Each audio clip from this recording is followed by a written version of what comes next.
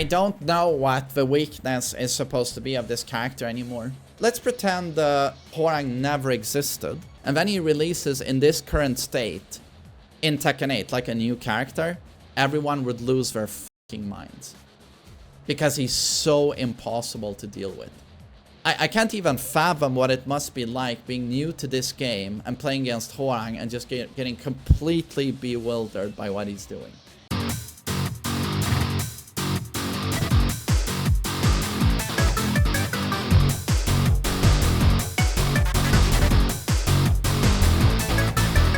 What's up guys, TheMainManSWE here, hoping you're all doing awesome as always. Sorry for not uploading for a long time. I've been, well, busy with other things, and there's a lot of holidays in Sweden, like spring, early summer, so I've taken a lot of time off. But Hwoarang drops in a few days, so of course I'm gonna get back to the YouTube game. I'm very excited about Hwoarang, but I'm also hoping it doesn't turn into another insufferable character. We have too many of those. I'm gonna talk about one of these, Hwoarang, in this video. Tekken 8 Season 2, so the current state of Tekken. This character is absolutely insufferable to a point where I almost don't want to rematch the character. He is so awful to play against. This is a character that's always been annoying, but in this game, holy hell. We're gonna get into it in detail. And the stash was shaved. I'm gonna show you what it looked like at its peak. Very Ned Flanders, very wholesome, girthy and thick. Really liked my stash.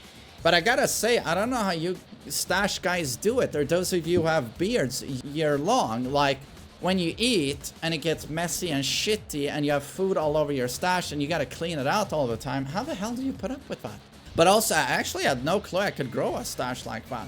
You know, I'm 40 years old and I'd never tried, but you know, turns out I could get a pretty nice stash. I'm really happy with that. It will make a return, a comeback this winter. Before I start this video, I also would like to thank Natori from Finland for sending me this Evo Pantera. Thank you so much. I have such a cool audience. My own stick, after 7 years of service, erectile stick function, it broke down midstream. So thank you so much, Natori. Now let's talk about this gigantic pile of turd called Hwoarang. Holy shit, what a pile of shit.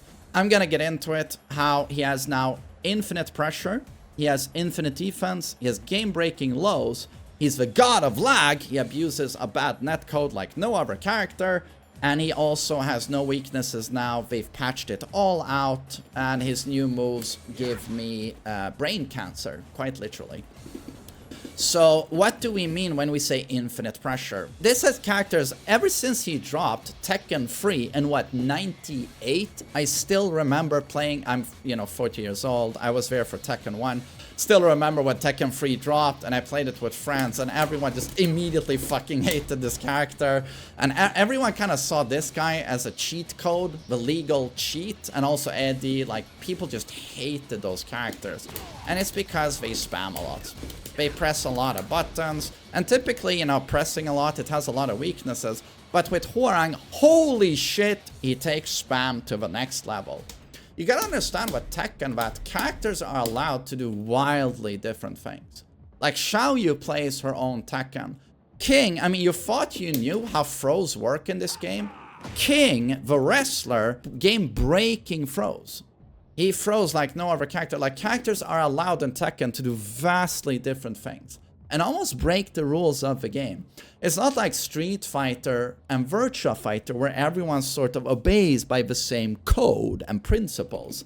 In Tekken, characters do very unique things. This is a basic attack in Tekken. I press one button, right? I get a basic attack. I can also do something that is known as a string. This is a predetermined sequence of button presses. With Brian, if I press left punch, left punch quickly, I get this. 1-2-1.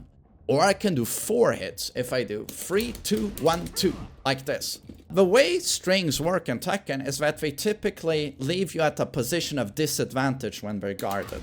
Or they will have holes where your opponent can duck and punish you greatly for it. They're usually weak. And usually when it ends, either I can get punished, my opponent can get a free hit on me, or I just lose my turn. I just lose my turn. I did this. Fair enough, you guarded that. Okay, I got a guard now. It's your turn. This is not how it works with Hwoarang. Hwoarang is seen as an infinity pressure character. And this is because Hwoarang, only character in the game, he can tailor make his own strings. He can infinity string. This is because Hwoarang alternates between 6 different stances. Neutral stance, left foot forward. Motion switch, right foot forward. He also has access to 2 instances of back towards the opponent, where he has unique moves from both of those. He also has right flamingo, right knee is held up, left flamingo, left knee is held up. All of these different stances have unique attacks. And when he does his attacks, he will alternate between these all the time to create a completely unique sequence of attacks where he can do whatever he wants, basically. And you saw with Brian, when I did my string, the number below there on frame advantage would go into red, -7, to indicate that, fuck, I kind of lost my turn there. I'm at a disadvantage when this is guarded. Look at the blue number now. You see that?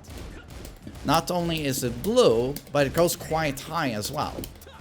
This is to indicate that any time my opponent guards one of these attacks on block, it's heavily in Hwoarang's favor. Heavily in Hwoarang's favor. This is the infinity pressure that is completely unique to Hwoarang. As long as he hits the opponent, +20, +17. As long as this connects with the opponent, be it on hit, they get hit, or they block it, it's just Hwoarang's turn.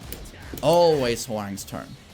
Only if the attack whiffs, misses the opponent, is it not his turn, right? But even then, he'll recover super fast. So this is where you go, okay, holy shit. So if he starts wailing on me, like, it's a death spiral. It's a death tornado.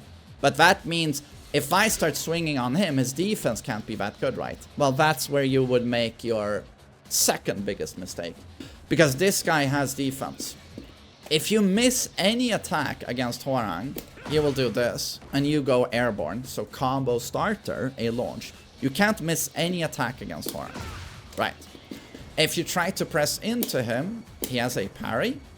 He also has this move, which is down for 2. This is the universal safe on guard, safe on block combo starter launch. This has more reach than you'd think looking at the animation. So if you ever try and press into him, he can do this, and you get launched on counter hit. If you try and do lows, he can do this, which is an orbital. This will launch you. This will jump over your low and launch you. This is also safe on block, meaning that if opponent guards this, you do not get punished for it. He can also do back 1, this move. He presses back 1, and he does a super evasive step to the right and hits you. This is also not launch punishable. It's -14. -15 is where you universally get launch, so heavy punish. So the character has defense. And now we're gonna get into the game-breaking defense. This is where the character, in my opinion, now turns into a complete joke. And this was already there in Season 1, but we're gonna get into how Season 2 completely mind-fucked us all on Hwoarang. So I'm gonna turn on counter hit. In short, infinite pressure character, right? Has defense, but when this guy is in heat, so this powered up heat state, you know, the new aggressive gameplay of Tekken 8, he becomes the best counter hit character in the game. So he goes from insane pressure, pretty dumb 50-50s, right? Strong 50-50s, strong power crush, you know, strong quite everything in terms of aggression, right? But now he gets the best counter hitting in the game. Why? Why does he have better counter hitting than a character like Brian, who's supposed to be the king of that archetype? Or Steve? This is his standing right punch. This is 10 frames. This is the fastest attack in the game, right? Like a jab. When he is in heat, this is a counter hit launch. This is a launch from a jab. and then he'll do a combo. So fastest attack in the game, right? That is +3 on block, by the way. This character turns that into a launch. So then I want to ask you guys, a character with offense like this, should he have a launching jab when he is in heat? Say I want to do my jumping attack, up 4. This is plus on block, and it evades lows, and it's very fast at 16 frames. This is also turned into a launcher.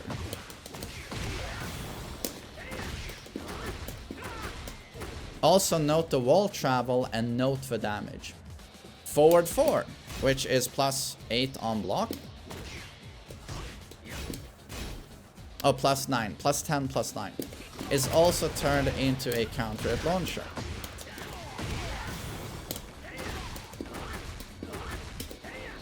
Right foot forward, down foot 4, also a counter hit launcher. This move is +4, right? As we saw before. His down back 4, we're gonna really discuss this move soon. This is the best low in the game. Down back 4, a low counter hit launcher. This move is also 16 frame startup, just like up 4. So these moves are as fast as it gets. Well, I mean, I showed you the jab launch, but then mid, counter hit launch, low counter hit launch. Sorry, low counter hit launch at 16 frames. The mid is +3 on block and evades lows. The low is -1 on block.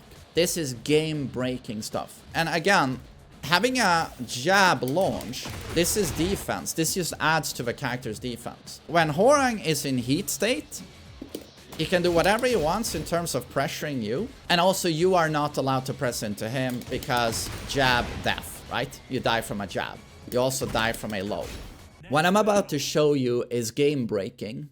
And it's something that Lars got in Season 2, but everyone objected to it and said, remove that shit. But Hwoarang is allowed to have it. I think like legacy characters who've always been in the game, they're allowed, you know, preferential treatment. Lars doesn't get to have it, Hwoarang gets to have it. Let's pretend Hwoarang never existed, right? And then he releases in this current state, in Tekken 8, like a new character, everyone would lose their fucking minds. Because he's so impossible to deal with. I can't even fathom what it must be like being new to this game and playing against Hwoarang and just getting completely bewildered by what he's doing. It's almost an art learning to deal with that character. It's so difficult. But so, I'm gonna show you a really good low in Tekken 8. This is Kazuya's down back 4. It's a low poke at 20 frame startup. I'm gonna turn off counter hit. So I do that, and I get damage, I get advantage. It's +4, still my turn. I can check my opponent. It's just a very, very good low. If my opponent guards this attack, Kazuya is -12, right? And he eats a punish. This is how lows universally work across the board in Tekken. They are not like mids, and they are not like highs. Typically, highs and mids are allowed to be safe in Tekken. But lows are always punishable. Always. You block this, bagoosh. Kazuya gets punished. Any character uses a low, if it's guarded, they get punished. Hwoarang breaks this. Hwoarang's down back 4 does everything. Note the reach first and foremost. Tons of reach. Right? Decent enough damage. Also hits grounded. Also does the crucial thing of turning them around. You see how it flips the character onto his stomach. It does this in Oki situations, and this means that the character getting up now will do so with their back towards me. This is super strong to have on a low. Super strong. So already it does all of this. Now, on block, if I choose to go into Flamingo, I'm only -1. What this does is that it turns, on block, it turns this situation for my opponent into a mix-up. Turns it into a mix-up.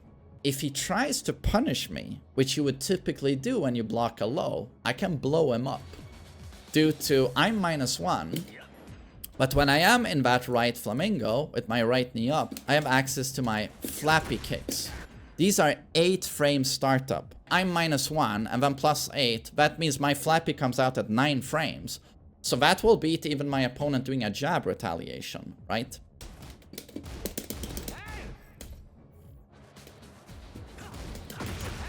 Do you see this? So this is the mix-up I'm talking about. I just blocked a low, but if I try to do my fastest while standing punish, which is while standing 4-4, this is 11 frame startup, I get blown up. I got launched. Right? So I have to wait this out and then try and blow him up, right? But if I wait just the double flappy, he can blow me up again, right? That can happen. Is he going to stop at simply flappy so I can punish? Or is he going to add the third hit? So there's a little bit of a mix-up there as well. If you try and do your 10 frame crouching jab here, you can jump over it. This is also safe on block. Safe on block. This is already a brutal low, right? From everything I've shown you. When he's in heat, if this low counter hits, it's still -1 in heat. Nothing I've shown you changes when he's in heat. It just gets the added counter hit launch property, which you can confirm quite easily by paying attention to your opponent, see if they swing, note the counter hit, and just confirm into this.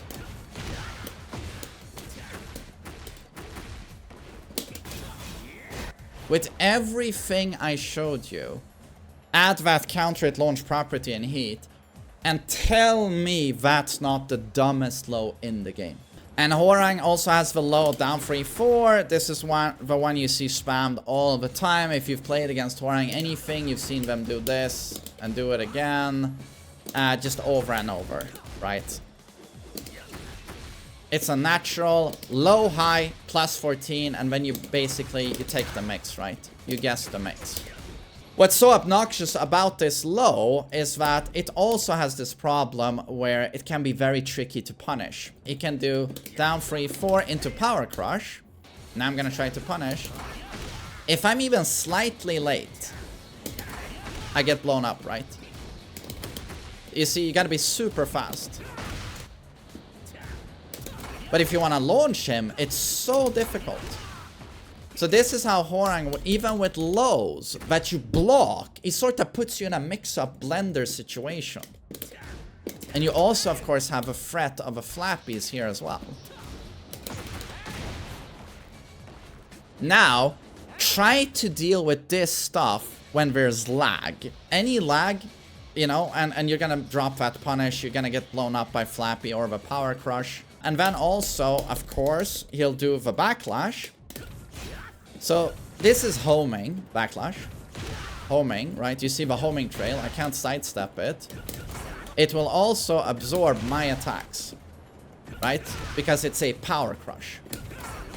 Absorbs my attack. Power crush, homing. So that's very, very strong. And on hit, gives Hwoarang a free 4-4-3, right? It's a very strong move. But the dumbest thing about this attack is that if you guard this, you take a ton of chip damage and you're at a disadvantage. Hwoarang can be +5 on this, right? But the craziest thing is that if you do the right thing and duck this move, it is so difficult to punish. You see, he could guard. Well, he can guard. And if you press too early, this move has 4 active frames. It's so easy to get tagged by it trying to do your punish. Do you see that? Do you see that recovery? I got it. But this is me trying to do it offline, right? With no lag. Now try to punish this in an online environment where there's delay. And now we're gonna get into the real shit. How Hwoarang in Season 2 became even dumber. With Tekken 8, they sort of patched out a big weakness this character had. In terms of initiating on the opponent, say Hwoarang is standing far away, he's always been good at deterring the opponent from attacking with his strong keep out. And you know, if they missed any attack, I launch you. So quite defensive in nature here. But he struggled initiating going in on the opponent because he would use moves like this or this, and these both lose hard to sidesteps. So most Hwoarangs, they would have to keep it very tight. They would have to go in like this, the good ones at least. They would try to dash in carefully and then commit to something like a jab. Low risk, right? Well, this completely changed with Tekken 8 when they gave him right foot forward, down foot 3. Like a can dragon lash in Street Fighter. He jumps in super far, like this, evades lows, makes his way in, heat engager. If he's in heat, this is a launcher. So as you can see, it's a launcher if I'm in heat. And it's homing, so you can't step it. And not only all of that, but it's +1 on block. Advantage towards Hwoarang. So he went from having no initiation to having whatever the fuck this is. Top tier initiation. And then with Season 2, this is another sort of counterplay that's always existed to Hwoarang. Like when he starts swinging like this, a common counter has been to either backdash away, and another counterplay has to been when he is swinging at you like this, try to step towards where his belly is facing. So in that instance, stepping left towards the background. These are sort of like generic counterplays that have existed towards the character. What did they do? They gave him this move. This new low that he got in Season 2 serves to counteract pretty much all of that general counterplay I just described. This move has a lot of reach. So this is to tag you trying to do a backswing blow or a back dash. Note the reach of this low. Lot of reach. So we'll catch most backswing blows and we'll catch back dashes. It will also, of course, as it's homing, catch you trying to step towards that aforementioned belly, right? And not only that, this low isn't even launch punishable. It is -14. So pretty much every character in the game, aside for a few characters like Raven and Jin, Kazuya, can't launch this. Or Eddie. Can't launch that. Also, he got this attack for free from right flamingo. Double mid. Once you block the first one, there's nothing you can do. You have to respect and block the second one. And he ends up at left flamingo at +4. There is no real counterplay to this. It is simply just take a guess now. A lot of people like to step right into guard. But he can, of course, do this move to tag you. He can do the launch. Sorry, it's upward 4. This one will also tag you. Huge launch at -14 if you try to step. So these new moves make him that more problematic, I would say. They also gave him a really dumb move in a 12-frame punish while standing 1-4 with a lot of reach.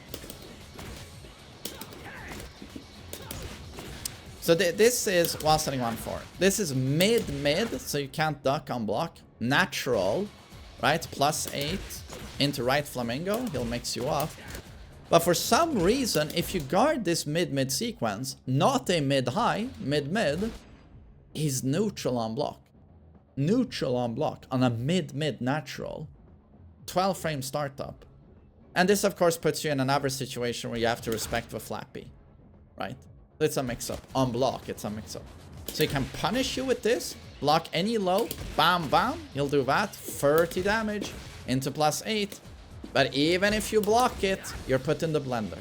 I don't know what the weakness is supposed to be of this character anymore. Perfect offense, perfect defense, 50-50s, Perfect throw game, best power crushes. He's absolutely insufferable to play against, in my opinion. I kind of hate Season 2 Hwoarang. I hope they do adjustments to him. But I hope this serves as an informative video for you guys to understand why Hwoarang is so strong right now, how crazy he is in every single aspect of a game, and how this low sort of breaks the game, in my opinion. And also how well he does with lag, how well he does with overwhelming you with offense.